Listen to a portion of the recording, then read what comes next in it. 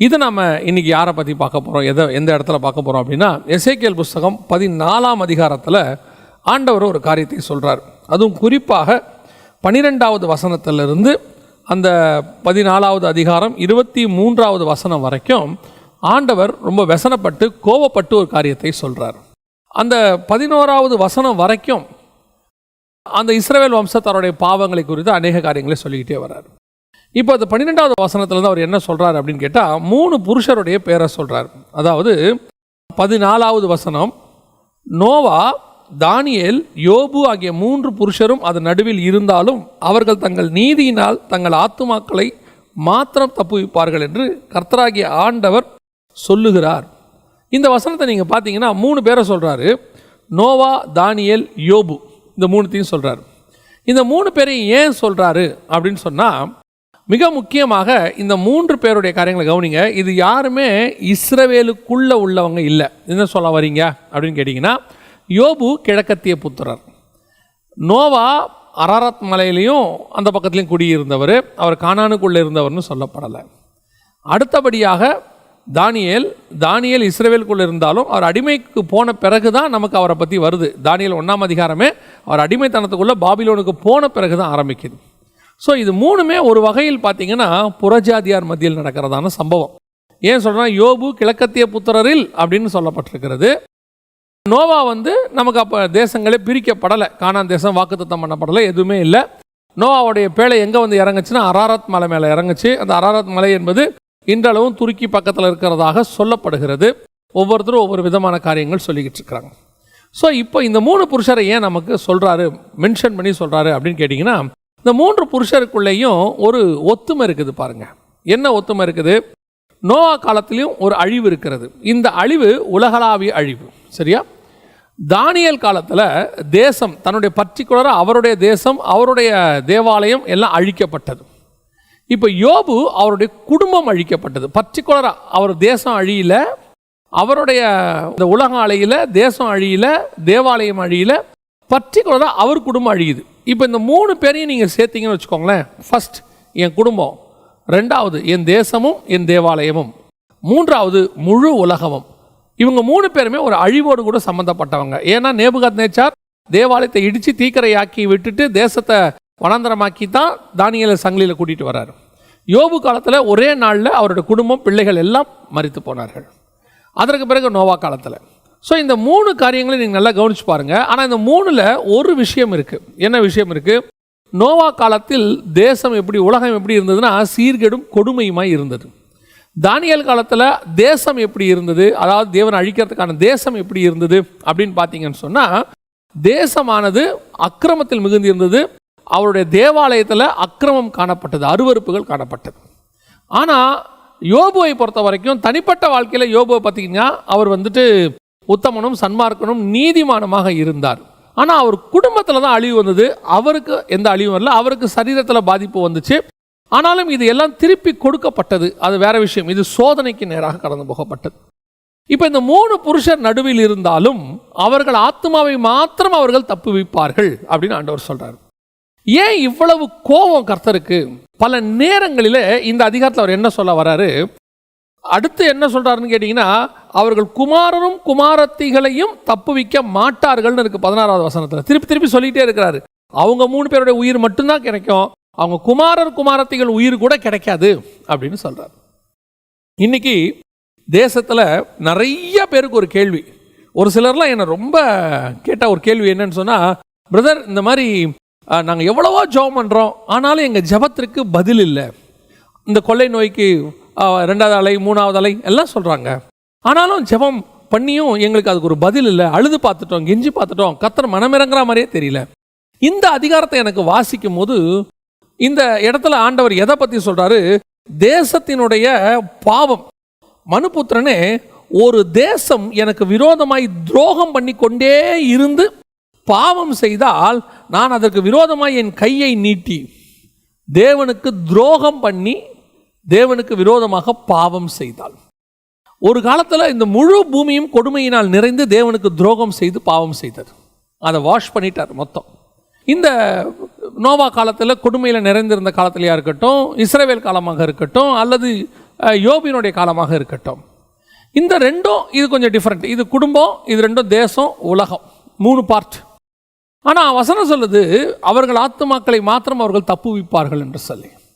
ஏன் அந்த தேசமும் அந்த மக்களும் கர்த்தருக்கு விரோதமான துரோகம். இன்னைக்கு இவ்வளோ பெரிய பிரச்சனை போகுது. ஒரு காலத்தில் தீர்க்கதரிசிகள் சொல்லலைங்கிறத பார்த்தோம், அதை விட்டுருவோம்.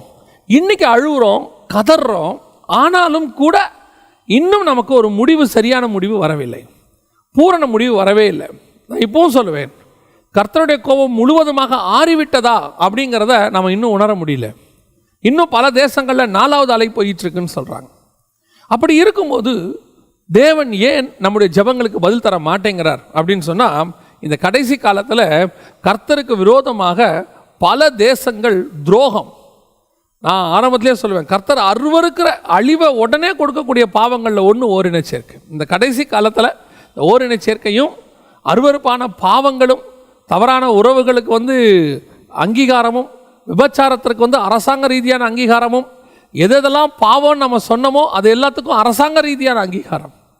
உலகளாவிய எல்லா நாடுகளிலும் அவங்கள கூட மன்னிச்சிடலாம், திருச்சபையில் அங்கீகாரம். அதான் முதல்ல வீடு, யோபு என்பது வீடு. முதல்ல வீட்டுக்குள்ளே வந்துருச்சு பாவம். தேவனுடைய வீட்டுக்குள்ளே இன்றைக்கி பாவம். அநேக இடங்களில் நீங்கள் பார்த்தீங்கன்னு சொன்னால் ஆலயத்துக்குள்ளே பாவம், அக்கிரமம். இதெல்லாம் நடக்கும்போது கர்த்தர் ஏன் இப்படி செஞ்சார், ஏன் இவ்வளோ கோபமாக இருக்கிறாருன்னா காரணம் அதான். ஃபஸ்ட்டு அவருடைய வீட்டுக்குள்ளேயே இருந்துச்சு. வீட்டுக்குள்ளே, தேவனுடைய வீட்டுக்குள்ளே இவ்வளவு அக்கிரம அநியாயங்கள். அதை தாண்டி தேசம் துரோகத்தினால, அக்கிரமத்தினால் நிறைஞ்சிச்சு. அதையும் தாண்டி இன்னைக்கு உலகம் முழுவதும் பாரபட்சமே கிடையாது, அழிவை நோக்கி உலகம் போய்கொண்டிருக்கிறது. அதனால தான் கர்த்தர் பல நேரங்களில் நம்முடைய ஜெபங்களுக்கு பதில் கொடுக்காமல் இருக்கிறார். நீங்கள் ஜெபிக்கிறது உண்மை, அழுகிறது உண்மை, எப்படியாவது தடுத்து நிறுத்தணும்னு நினைக்கிறோம், எல்லாருமே நம்ம நினைக்கிறோம். சில நேரத்தில் அந்த செகண்ட் வேவ் போகும்போது ஜனங்க அலைஞ்ச போது, அந்த ஆக்சிஜனுக்கு அலைஞ்ச போதெல்லாம் பார்க்கும்போது ரொம்ப மனசு கஷ்டமாக இருக்குது. ஏன் இப்படி நடக்குது? இது உலகளாவிய பல தேசங்கள். இப்போ இந்த தேசங்களை பாருங்கள், கர்த்தர் எதெல்லாம் வாதிக்கிறார் அப்படின்னு சொல்லி பார்க்குறோம். ஃபஸ்ட்டு பஞ்சமாமா, 2வது பட்டயமாம், 3வது கொள்ளை நோய். இந்த இடத்துல சொல்கிறார் ஆண்டவர் 4 காரியங்களையும் சொல்லுகிறார். பஞ்சம், துஷ்ட மிருகங்கள், கொள்ளை நோய், பட்டயம் என்று சொல்லி 21வது வசனம் சொல்கிறார். இப்போ பல தேசங்களில் நம்ம பார்க்குறோம். இப்போது ஆப்கானிஸ்தானாக இருக்கட்டும், அதுக்கு முன்னாடி பர்மாவாக இருக்கட்டும், ஜனங்களுக்கு விரோதமாக பட்டயம் எழும்ப கர்த்தர் அனுமதி கொடுத்திருக்கிறார். இந்த பட்டயம் எழும்பி வரும்போது அவைகளுக்குள்ளே இன்னைக்கு ஜனங்களை நம்ம மீடியாவில் பார்க்குறோம். 2000 வருஷத்துக்கு முன்னாடி நடந்தது நம்ம மீடியாவில் பார்க்கல, எழுதி வச்சிருக்காரு. இந்த எழுதுனதை படிக்கும் போது நமக்கு சாதாரணமாக இருக்குது. நம்ம கண்ணுக்கு முன்னாடி இன்னைக்கு வீடியோவில் பார்க்கும்போது ரொம்ப மனசு கஷ்டமாக இருக்குது. ஜனங்கள் துப்பாக்கியால் சுடப்படும் போது, அப்புறம் அரசாங்கங்கள், அங்கே இருக்கக்கூடிய சர்வாதிகார அரசாங்கங்கள் எல்லாம் ஜனங்களை துன்பப்படுத்துகிற போது இதை பார்க்குறோம், நாம் ஜெபிக்கிறோம். ஆனால் தேசத்தில் விடுதலை இல்லை. அவங்க தேசத்துக்கு விடுதலை கிடைக்கணும்னு அங்கே இருக்கவங்களும் ஜெபம் பண்ணுறாங்க. பர்மாவில் இருக்கிற நம்முடைய சகோதரர்கள், இப்போ ஆப்கானிஸ்தானில் எத்தனையோ மிஷினரிகள் எல்லாரும் இருக்காங்க. இவங்க எல்லாருக்காக ஜெபிக்க வேண்டிய நம்முடைய கடமை. கண்டிப்பாக தயவு செய்து ஜெபம் பண்ணுங்க. ஆனால் ஒன்று மட்டும் நிச்சயம், தேசத்தை கர்த்தர் கைவிட்ட பிறகு அந்த தேசத்தில் பஞ்சமோ, கொள்ளை நோயோ, பட்டயமோ கர்த்தர் அனுமதித்து விட்ட பிறகு அதை காப்பாற்ற யாராலையும் முடியாது, தேசத்தையும். ஆனால் வசனம் இங்கே என்னத்தை ஆண்டவர் அதில் அழகாக ஒன்று சொல்கிறாரு. அங்கே நோவா, தானியேல், யோபு என்கிற மனுஷன் இருந்தாலும் அவர்கள் தங்கள் ஆத்மாவை தப்புவிப்பார்களே அல்லாமல். அப்படி ஒரு அர்த்தம் என்ன அப்படின்னு கேட்டிங்கன்னு சொன்னால், அவங்க ஆத்மா தப்புவிக்கப்படும் அர்த்தம். நான் இன்னும் விசுவாசிக்கிறேன், அது பர்மாவாக இருக்கட்டும், ஆப்கானிஸ்தானாக இருக்கட்டும், நம்முடைய சகோதரர்களுடைய ஆத்துமாக்கள் தப்புவிக்கப்படும். அவர்களுக்கு கர்த்தர் பறந்து காக்கிற பட்சியை போல இருப்பார். எருசலேம் முழுக்க அழிவு வந்தாலும் தானியேலை கர்த்தர் பத்திரமாய் பாதுகாத்தார். உலகம் முழுவதும் அழிந்தாலும் நோவாவையும் அவன் குடும்பத்தையும் கர்த்தர் பத்திரமாய் பாதுகாத்தார். யோபுவின் குடும்பத்தை எடுத்துக்கொள்ளுங்க, யோபுவை கர்த்தர் பத்திரமாய் பாதுகாத்தார். அவன் ஆனால் இவங்க எல்லாரும் நீங்கள் எடுத்து பாருங்க, அவர்கள் உத்தமனும் சன்மார்க்கனும் நீதிமானாக இருந்திருப்பாங்க. நோவா நீதிமான், யோபு நீதிமான். இப்போ நீங்கள் தானியேலை எடுத்துக்கொள்ளுங்க, என் பிரியமான புருஷன் ஆகிய தானியேலே. இப்போ இவங்களுடைய ஆத்துமாக்கள் தப்புவிக்கப்படும், குமாரர் குமாரத்திகள் கூட மாட்டிக்கொள்வார்கள் அப்படின்னு இருக்கு. இப்போ நமக்கு கர்த்தர் கொடுக்குற வாக்குத்தத்தம் என்ன? இந்த இடத்துல இப்படி ஒரு பட்டயமோ, இப்போ ஆப்கானிஸ்தான்லையும் பர்மாலையும் பட்டயம் போய்கிட்டு இருக்கு. உலகளாவிய கொள்ளை நோய் போய்கிட்டு இருக்கு. இப்போ அடுத்து பஞ்சம் வரப்போகுதுன்னு சொல்கிறாங்க. அப்போ இப்படி நடந்து கொண்டு இருக்கும்போது இதில் எனக்கு என்ன பாதுகாப்பு? இப்போ நடந்துக்கிட்டு இருக்குதே, நம்மள ஜெபம் பண்ணுறோமே, ஆண்டவர் நம்மளை ஜெபத்தை கேட்க மாட்டாரா அப்படின்னா, ஆரம்பத்திலிருந்து எனக்கு ஆண்டவர் சொல்லி கொடுத்த ஒரு விஷயம், தேசம் துரோகம் பண்ணி கர்த்தருக்கு விரோதமாக பாவம் செய்த போது தேசத்தை கர்த்தர் கைவிடுவார், உன்னையும் என்னையும் அவர் கைவிட மாட்டார். தேசம் அழிவுக்கு நேராக போகும். ஏன்னா அவங்க மனம் திரும்பவே மாட்டேங்கிறாங்க, என்ன சொன்னாலும் மனம் திரும்ப மாட்டேங்கிறாங்க. அக்கிரமத்தின் மேல் அக்கிரமம், அநியாயம் செய்கிறவன் இன்னும் அநியாயம் செய்யட்டும். எப்போ ஆண்டவர் வீட்டை கை வைக்கிறாரு, எப்போ திருச்சபையை கை வைக்கிறார்னா, திருச்சபைகளுக்குள்ள அது நுழையும் போது தான் திருச்சபையை கை வைக்கிறார். இந்த 2000 வருஷமா நீங்க ஹிஸ்டரியை எடுத்து பாருங்க, எல்லா இடத்திலும் இதே மாதிரி பட்டயமும் பஞ்சமும் கொள்ளை நோயும் எல்லாம் நடந்துகிட்டு தான் இருக்குது. ஆனால் திருச்சபையை மட்டும் கர்த்தர் பத்திரமா பாதுகாத்திருப்பார். அது கம்யூனிச தேசமாக இருக்கட்டும், ஃபேசிசமாக இருக்கட்டும், நாசிசமாக இருக்கட்டும், அல்லது மற்ற இசங்களாக இருக்கட்டும், அல்லது மற்ற மார்க்கங்கள் எழும்பி வரும்போதாக இருக்கட்டும், அப்பொழுது கிறிஸ்தவமும் கிறிஸ்தவர்களும் நசுக்கப்படும் போது, நொறுக்கப்படும் போது, அவைகளுக்கு மத்தியில் கர்த்தர் அவர்களையும் அவர்கள் ஜீவனையும் பத்திரமாய் பாதுகாத்தார். அது வரலாற்று சான்று இருக்கிறது, வரலாற்று உண்மை. அந்த தேவன் இன்னும் ஜீவனோடு கூட இருக்கிறார். இந்த தேசத்தில் எவ்வளோ பெரிய கொள்ளை நோய் வரட்டும், உன்னையும் என்னையும் அவர் இதுவரைக்கும் பத்திரமாய் பாதுகாத்திருக்கிறார். இனிமேல் பஞ்சங்கள் வரும், உலகளாவிய பஞ்சம் வரும், உலகளாவிய கொள்ளை நோய், அடுத்து உலகளாவிய பஞ்சம். அப்படி வரும்போதும் கர்த்தர் உங்களை என்னையும் பாதுகாப்பார். என்னங்க செய்வார், எப்படி பாதுகாப்பார்? இந்த கொள்ளை நோய்க்கு ஒரு காலகட்டம் வரைக்கும் மருந்தே கிடையாது, 1.5 வருஷம். இப்போ இருக்குன்றாங்க. அந்த மருந்து எந்த அளவுக்கு யாருக்கு எப்படி எப்படி வேலை செய்யுது, எல்லாருக்கும் ஒரே மாதிரி அது வேலை செய்யறதும் இல்லை. ஒரு சிலருக்கு அது ஒத்துக்க மாட்டேங்குதுன்னு சொல்கிறாங்க, ஒரு சிலருக்கு ஒத்துக்குதுன்னு சொல்கிறாங்க. அது வாட் எவர் இட் இஸ், அப்படி இருந்துட்டு போட்டோம். ஆனால் ஒன்று மட்டும் உண்மை, அந்த மருந்து இல்லாத காலத்திலேயே கர்த்தர் உங்களையும் என்னையும் பத்திரமாய் பாதுகாத்தார். அதுதான் நோவா, தானியேல், யோபு தங்களுடைய ஆத்துமாக்களை அவர்கள் தப்புவித்துக் கொள்வார்கள். இப்போ அடுத்து பஞ்சம் வரும்போது சரி, இப்போ எல்லாம் விலைவாசி ஏறும், பெட்ரோல் 100 ரூபா வரும் அப்படின்னு 2 வருஷத்துக்கு முன்னாடியே சொன்னோம். பெட்ரோல் 100 ரூபாய்க்கு வரும்னு சொன்னோம். ப்ராஃபஸி கிடையாது, இப்பவும் சொல்கிறேன், நான் ப்ராஃபிட் கிடையாது. ஆனால் 100 ரூபா பெட்ரோலுக்கு வரும்னு சொன்னோம். இன்னைக்கு 100 ரூபாயை தொற்றுச்சு பெட்ரோல். ஆனால் ஒன்று, அது 100 ரூபாயானாலும் 110 ரூபாயானாலும் உங்களுக்கும் எனக்கும் பெட்ரோல் போடுவதற்கான ஒரு வழியை கர்த்தர் ஏற்படுத்தி கொடுப்பார். அது பால் விலை ஏறினாலும் உங்களை என்னையும் பால் வாங்க கர்த்தர் கிருபை தருவார். அதைத்தான் நான் சொல்ல வரேன். மாறாது, தேசம் மாறாது, பஞ்சம் மாறாது, கொள்ளை நோய் மாறாது. ஆனால் உங்களை என்னையும் அவைகளுக்கு நடுவிலே போஷிக்கிறவர் ஒருவர் இருக்கிறார். அதான் இந்த வசனம் சொல்லுது. உங்களுடைய ஜெபம் என்னுடைய ஜெபம் அதை காப்பாற்றும். இப்போ யோசித்து பாருங்க, தேசமே பஞ்சம். எலியாவுக்கு கிங்ஸ் ஃபுட்டு வந்துச்சான். அந்த பேர் கிங்ஸ் ஃபுட் அப்படிம்பாங்க. காலையும் மாலையும் இறைச்சியும் அப்பமும். அன்னைக்கு ராஜா மட்டும்தான் அப்படி சாப்பிட முடியுமா? ஏன்னா மற்றவங்க எல்லாம் ஒரு அப்பத்தை சாப்பிட்டுட்டு சாவறதுக்கான நிலைமை அது. மார்னிங் அண்ட் ஈவினிங் வந்து உங்களுக்கு நான் வெஜிடேரியனோட சாப்பாடு வருதுன்னா அதுக்கு பேர் கிங்ஸ் ஃபுட் ஆமாம்.